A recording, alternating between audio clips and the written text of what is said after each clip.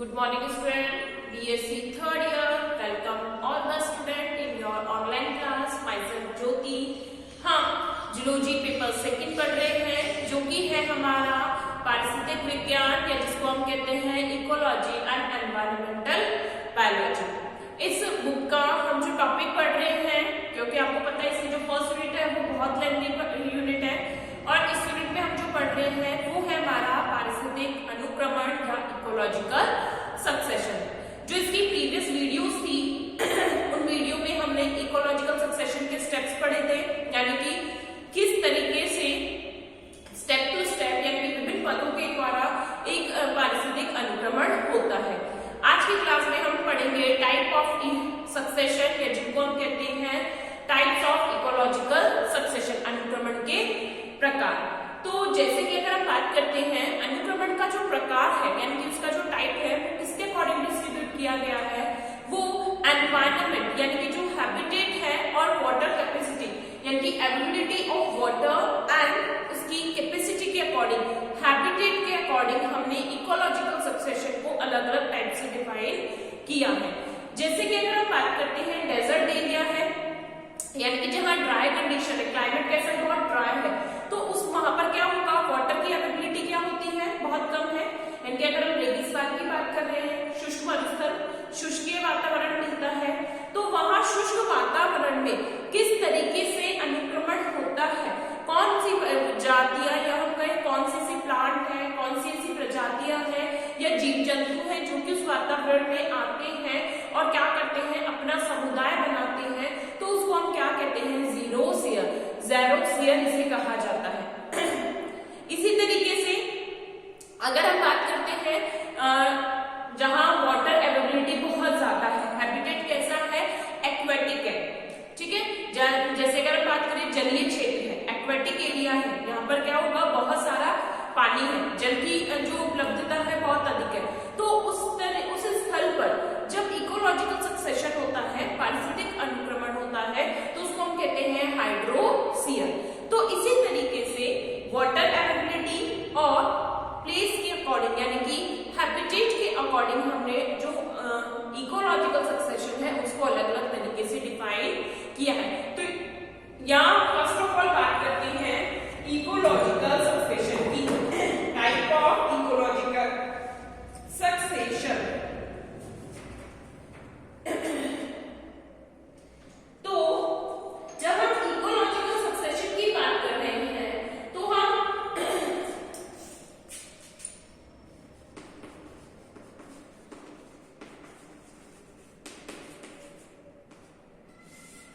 पारिस्थितिकीय अनुक्रमण, इसको हम क्या कहते हैं, इकोलॉजिकल सक्सेशन। तो इस इकोलॉजिकल सक्सेशन को हम 3 टाइप से डिफाइन करते हैं।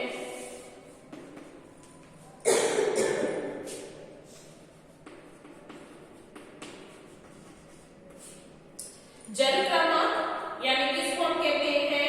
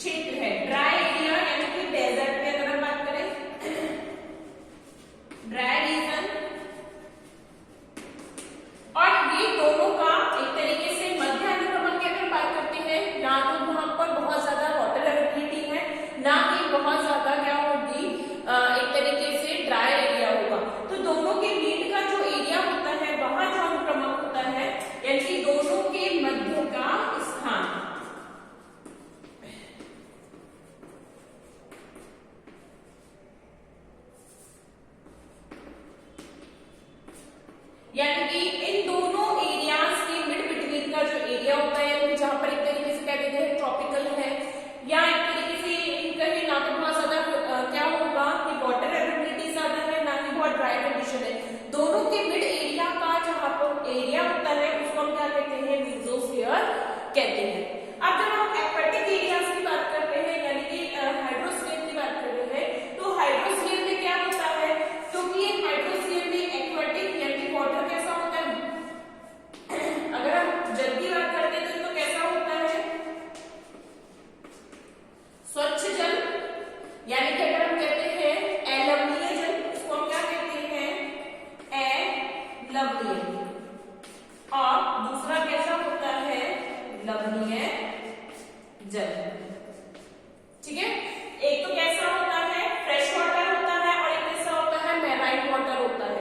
ये कौन सा होगा, फ्रेश वाटर,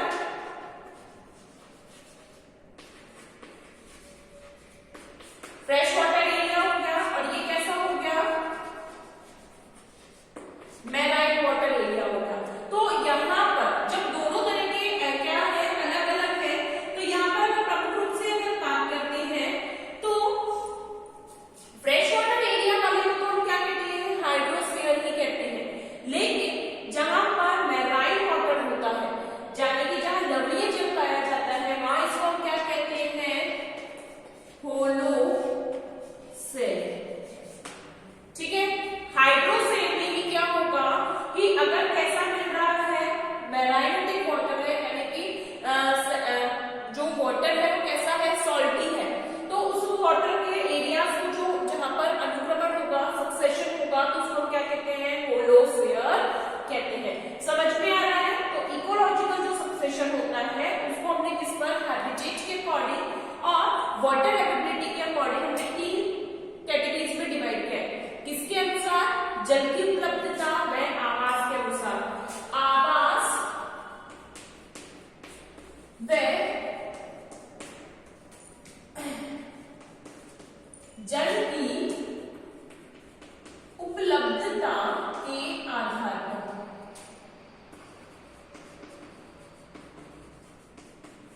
ठीक है, यानी कि जिस तरीके का आवास है और वहां पर जो जितनी जल प्रेजेंट है उसके आधार पर जो अनुक्रमण है उसको इन 3 टाइप्स में डिवाइड किया गया है। फर्स्ट क्या कहते हैं हम इसको, जल क्रमक या हाइड्रोस्फीयर, सेकंड क्या है, मरुक्रमक या ज़ीरोस्फीयर, और थर्ड क्या होता है, मध्य क्रमक या मेसोस्फीयर। जब हम हाइड्रोस्फीयर की बात करते हैं तो हाइड्रोस्फीयर में क्या होता है, एक तरीके से एक्वेटिक एरिया है, जलीय क्षेत्र है। जल को स्पेशली हम क्या करते हैं, 2 कैटेगरीज में डिवाइड करते हैं, एक मीठा पानी होता है और एक कौन सा होता है, खारा पानी, यानी कि एक नदियों का जल होता है और एक किसका होता है, समुद्र का जल। तो जो नदियों का जल होता है वहां जो अनुक्रमण मिलेगा उस अनुक्रमण को हम क्या कहते हैं, हाइड्रोस्फीयर या जल क्रमक भी कहते हैं। लेकिन यदि अनुक्रमण कहाँ मिल रहा है, समुद्रीय क्षेत्र में मिल रहा है, समुद्र जलीय क्षेत्र में मिल रहा है, तो उसको हम क्या कहते हैं, होलोस्फीयर कहते हैं। क्या कहेंगे इसको, होलोस्फीयर। यदि अनुक्रमण कहाँ मिल रहा है, लवणीय यानी कि समुद्र जलीय क्षेत्र में मिल रहा है, तो उसको हम क्या कहते हैं, होलोस्फीयर कहते हैं। समझ में आया। अब इसी तरीके से हम बात करते हैं किसमें, शुष्क एरियाज में, यानी कि जहां पर कैसा है, ड्राई एरिया है, मरुस्थलीय एरिया है, तो वहां जो शुष्क क्षेत्र होता है वहां जो अनुक्रमण पाया जाता है उसको हम क्या कहते हैं, मरुक्रमक या ज़ीरोस्फीयर कहते हैं। क्या कहते हैं, मरुक्रमक या ज़ीरोस्फीयर, ज़ीरोस्फीयर कहते हैं इसको। अब ये भी जो होता है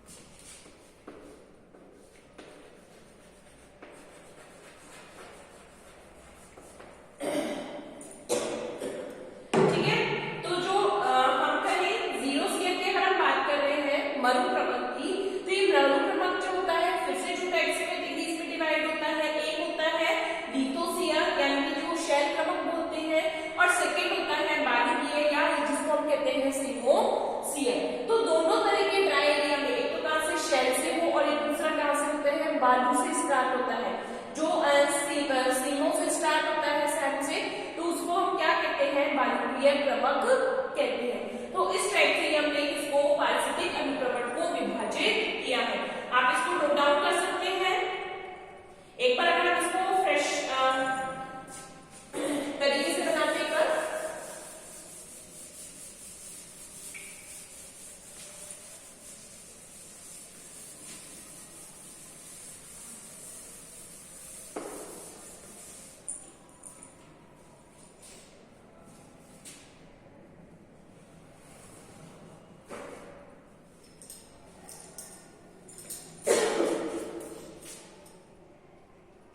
इसी के लिख रहे हैं कि किसके प्रकार लिख रहे हैं, इकोलॉजिकल सक्सेशन,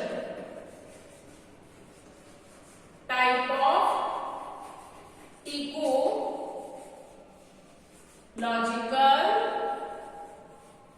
सक्सेशन, यानी कि इसके अनुक्रमण के प्रकार। तो अनुक्रमण के प्रकार किस आधार पर बदले गए हैं, आवास व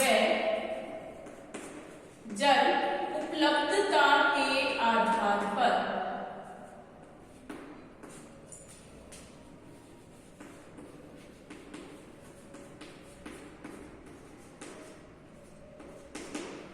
तो हमने 3 कैटेगरीज में इनको डिवाइड किया है।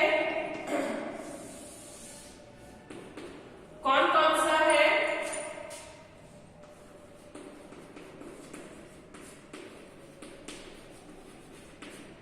जलीय क्रमक, फर्स्ट कौन सा आता है हमारा, जल क्रमक, या जिसको हम कहते हैं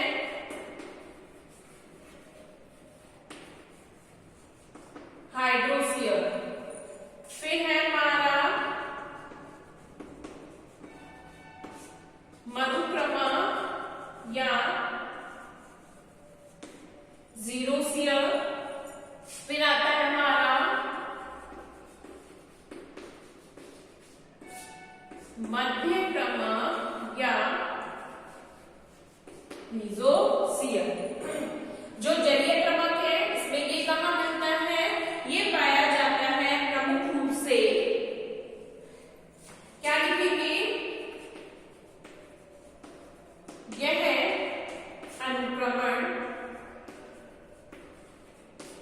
प्रमुख रूप से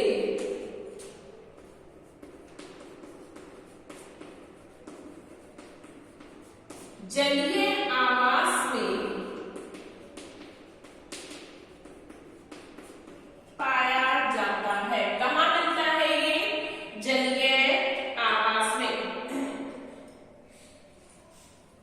ठीक है, डेजर्ट या हम मरु अनुक्रमक की बात करें,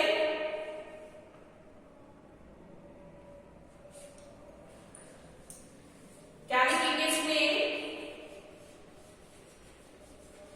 succession, succession starting in water, succession starting in water is termed as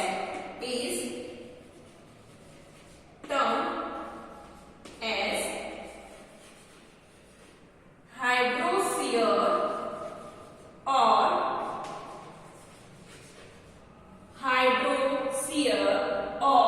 hydrarch।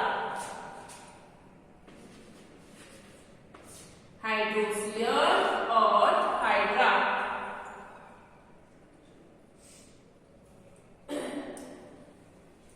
Next अगर हम बात करते हैं मरुक्रमक की, तो क्या लिखेंगे इसमें, यह अनुक्रमण शुष्क स्थान पर प्रारंभ होता है। क्या लिखेंगे? यह अनुक्रमण शुष्क स्थान पर प्रारंभ होता है।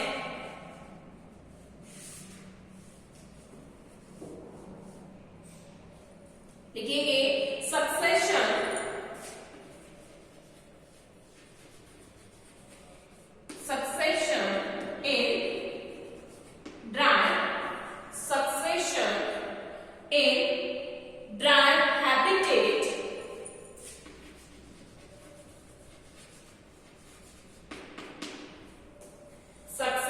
in dry habitat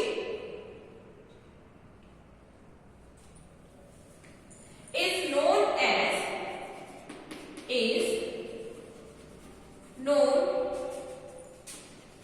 as zero shear, known as zero shear.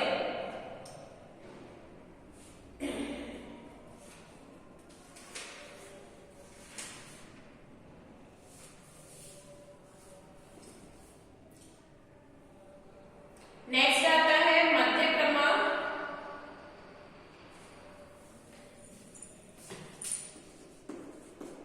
यह अनुक्रमण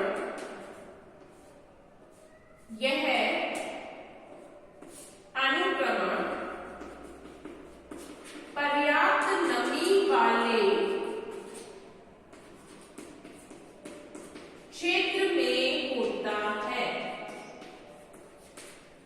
यह अनुक्रमण पर्याप्त नमी वाले क्षेत्र में होता है।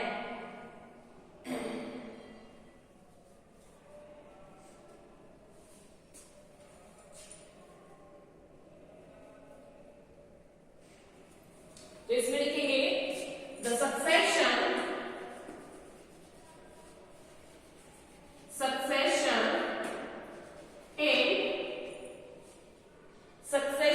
in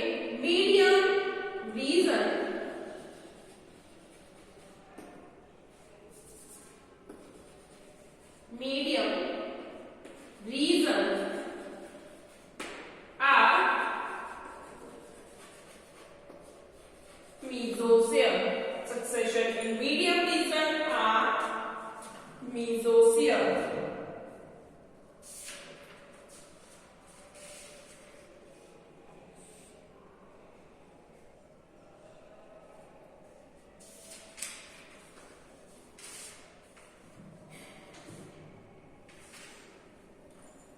अब अगर हम बात करते हैं, ये नोट डाउन कर लीजिए।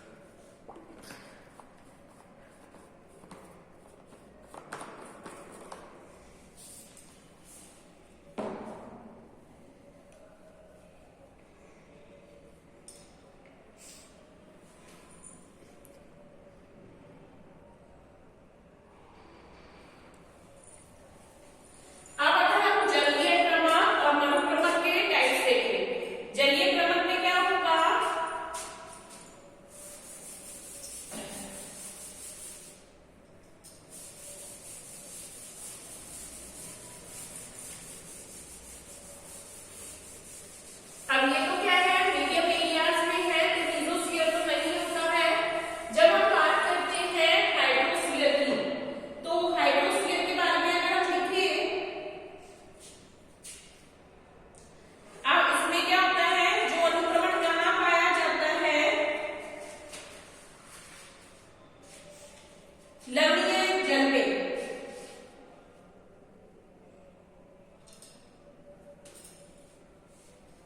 लिखेंगे यदि अनुक्रमण लवणीय आवास में है तो इसे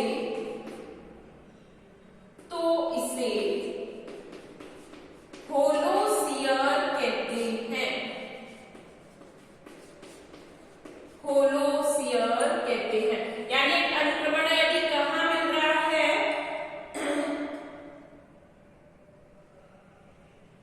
सलाइन वाटर या मैराइन वाटर में, ठीक है। सो मैराइन वाटर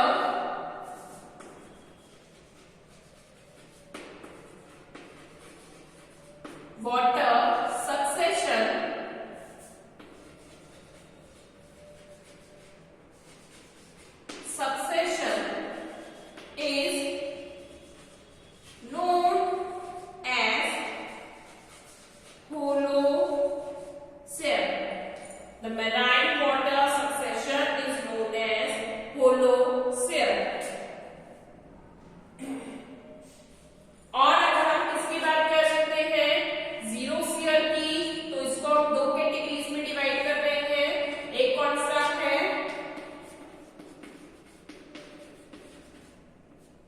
शेल क्रमक और बालुकी क्रमक। तो इसको हम कहते हैं लिथोसियर। शेल क्रमक क्या होता है, लिथोसियर, और ये पेस्मोसियर।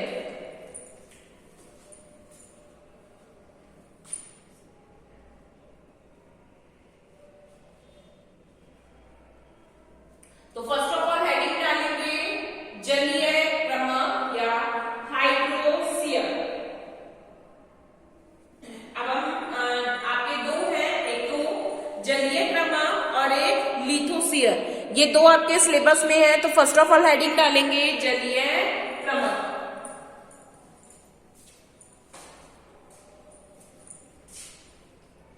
यहाँ हमें स्टेप टू स्टेप कौन कौन सी वेजिटेशन उगती है, कौन कौन सी संरचनाएं पाई जाती हैं, उनके बारे में हम डिटेल से स्टडी करेंगे।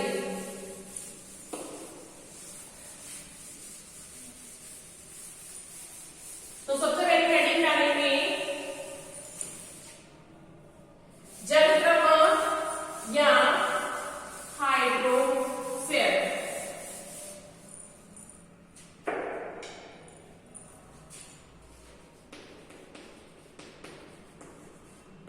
जल क्रमक या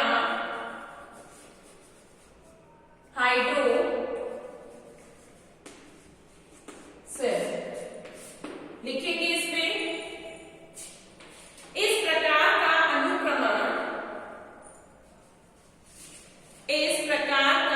अनुक्रमण जलीय आवास से प्रारंभ होता है।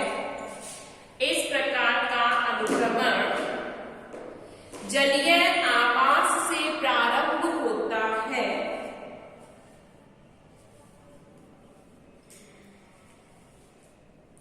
यदि अनुक्रमण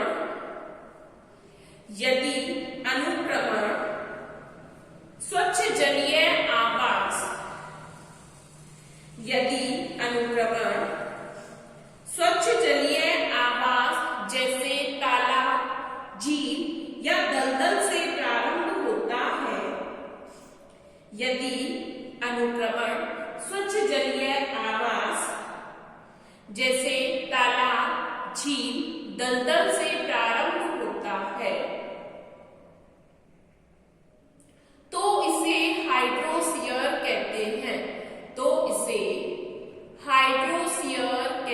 हैं।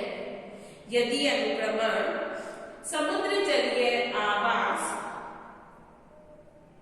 जैसे तालाब, झील, दलदल से प्रारंभ होता है तो इसे हाइड्रोसियर कहते हैं। तथा यदि अनुक्रमण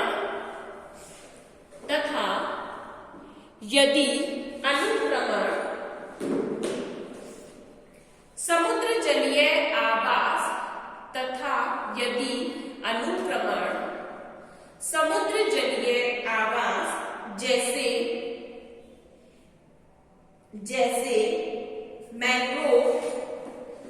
जैसे मैंग्रोव, प्रवाल भित्ति जैसे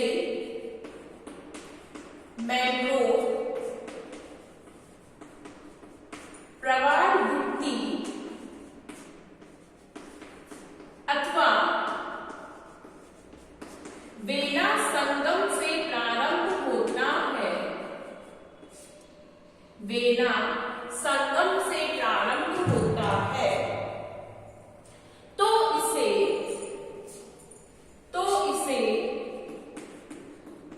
होलोसियर कहते हैं।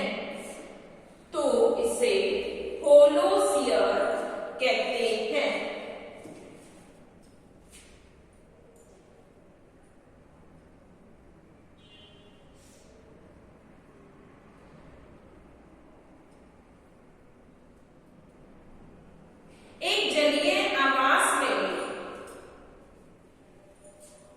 एक जलीय आवास में अनुक्रमण का प्रारंभ एक जलीय आवास में अनुक्रमण का प्रारंभ पायोनियर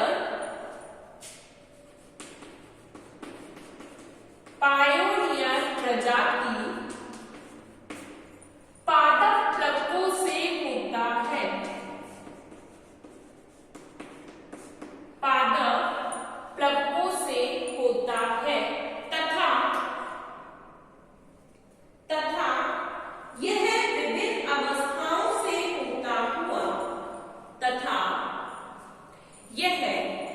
विभिन्न अवस्थाओं से होता हुआ चरम अवस्था तक पहुंचता है। विभिन्न अवस्थाओं तक होता हुआ चरम अवस्था तक पहुंचता है।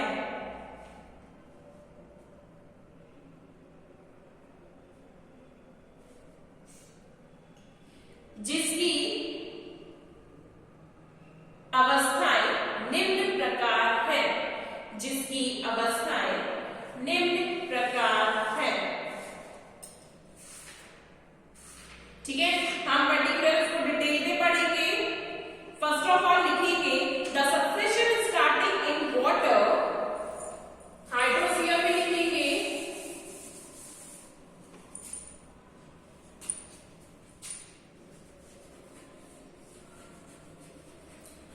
Succession starting in water,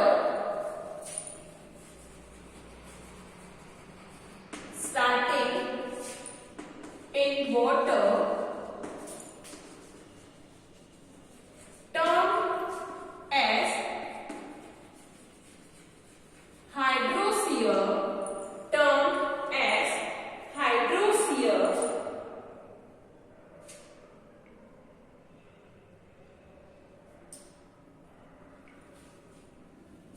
This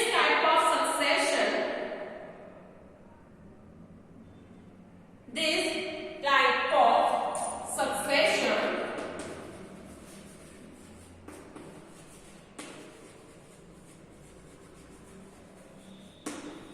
the succession starting in water termed as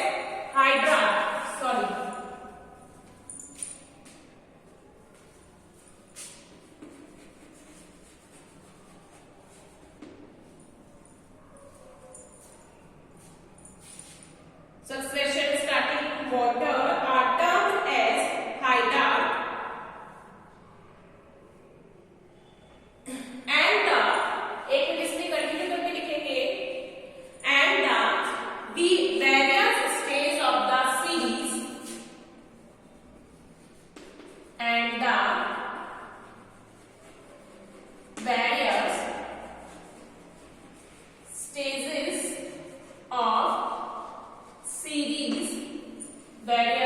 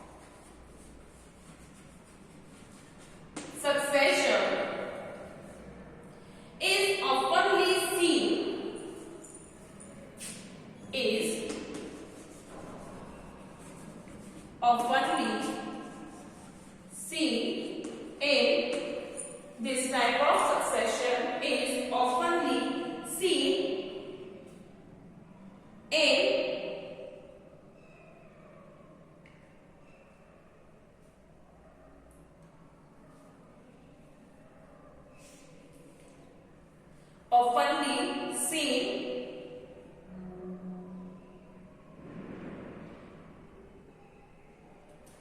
if the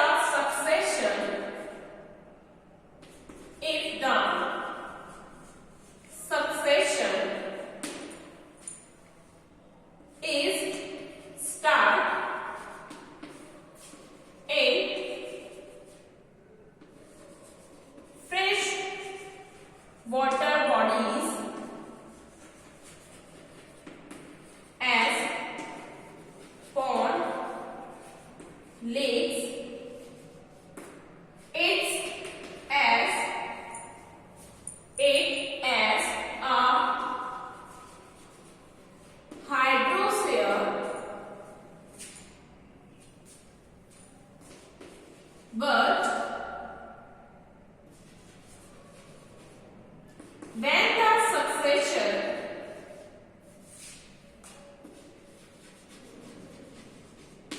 is start in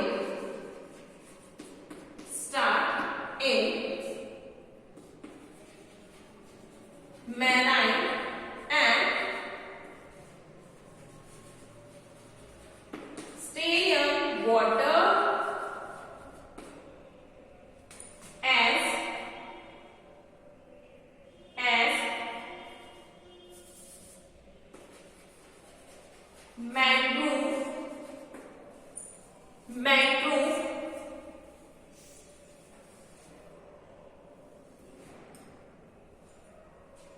mangrove and coral reef area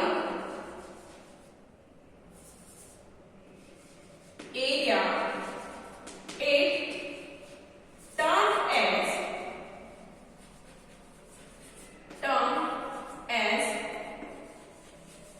होलोसेल।